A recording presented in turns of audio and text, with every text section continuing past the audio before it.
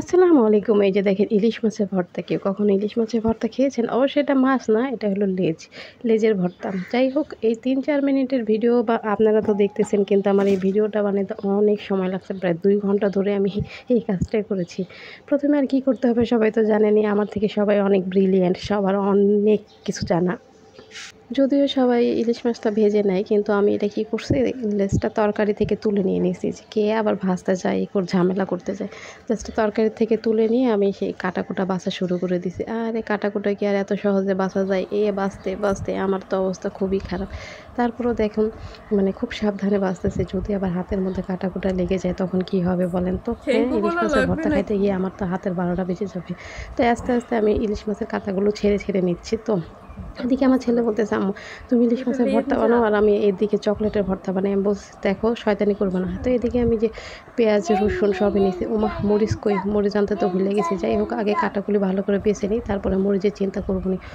পাশে দেখি সরিষার তেলও নাই, লবণও নাই, কী ব্যাপার, কিছুই নেই।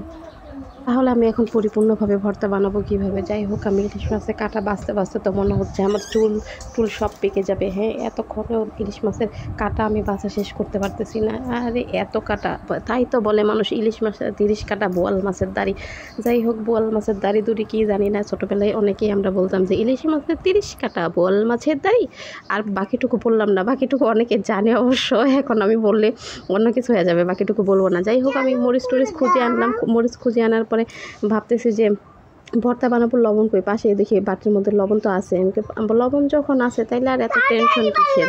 তাহলে তো টেনশন নাই, আমি দ্রুত করে এখন ভর্তাটা তৈরি করে ফেলবো। তো আমি পেঁয়াজ মরিচ আর রসুন দিলাম সেই ডলা। ওরে বাবা, এমন ডলা! হ্যাঁ, দেখি এখন ভর্তাটা হয় কি না। ভর্তাটা অনেক মজা লাগবে। অনেক দিন ধরে মানে ভাত খেতে ইচ্ছে করে না, একটু ভর্তা টর্তা হলে খুব ভালো লাগে। তো আজকে কচুরমুখিতে যেহেতু ইলিশ মাছ রান্না হয়েছে, আমি ভাবলাম যে কচুরমুখিতে ইলিশ মাছটা না খায় ওই লেজটা তুলে নিয়ে ভর্তাটা খাই, ভর্তাটা দিয়ে তো যদি মজা লাগে। যাই হোক, এই দেখেন আমি ভর্তা তো ডলতেছে, আমার তো এখন আবার খেতে ইচ্ছে করতেছে। আমি পেট ভরে ভাত খেয়েছি, আবার খেতে ইচ্ছে করতেছে। ওইদিকে আবার শশা নিয়েছি, যে শশাটা যদি মাখায় খাই তাহলে বেশি মজা লাগবে। যেহেতু শশা ছাড়া মানে খাইতে কেমন লাগে, তাই আমি সবসময় শশা দিয়ে ভাত খাই। তো আমি আবার এই পাশে একটু মরিচ দিয়ে শশাটা মাখায় নেব। শসা দিয়ে আর ওই যে ইলিশ মাছের ভর্তা দিয়ে ভাত খেতে কিন্তু দারুণ মজা হয়েছে। যাই হোক, এই যে ভর্তাটা আমি এখানে পাশে রাখলাম, শসাটা আবার একটু মাখায় নিলাম। শসাটা দেখেন কালারটাও সুন্দর আসছে না, শুকনো মরিচের জন্য। ওইদিকে আবার একটু লবণ দিয়ে দিলাম। যদি শসাতে আবার লবণ কম হয়ে যায় তো খাইতে না মজা লাগে, সেই জন্য একটু লবণও দিয়ে দিলাম। যাই হোক, শসাটাও পাশে রেখে তারপর আমি কী করবো, ভাতের প্লেটটা ওই যে ঢাকনাতে ঢাকা দেখা যাচ্ছে, ওইটাই আমার ভাতের প্লেট। যাই হোক, ভর্তা ভাত দেখে আজকে অনেক বেশি নিছি। আমার তো আবার এখন খেতে সেই মজা। তো আমি একটু ভর্তা নিলাম, নিয়ে ভাতটা মাখায় একটু মুখে দিলাম, দেখলাম ওরে এত স্বাদ কেন! হাই রে, এত মজা! যাই হোক, একটু অসা নিয়ে তারপর বলতেছে যে শসা তো একটু খাই, ভালো লাগবে দেখি। হ্যাঁ, এত মজা!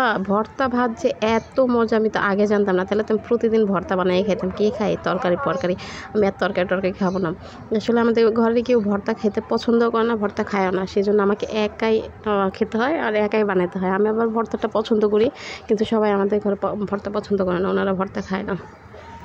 তো আমি আমার মতো সুন্দর মতো ভাত খাচ্ছি আর বলতেছে, আরে এমন যদি ভর্তা প্রতিদিন হইতো, আমি প্রতিদিন অনেক ভাত খাইতে পারতাম। এই জন্যে ভর্তা বানায় না আমার শাশুড়ি, বুঝতে পারছি। এদিকে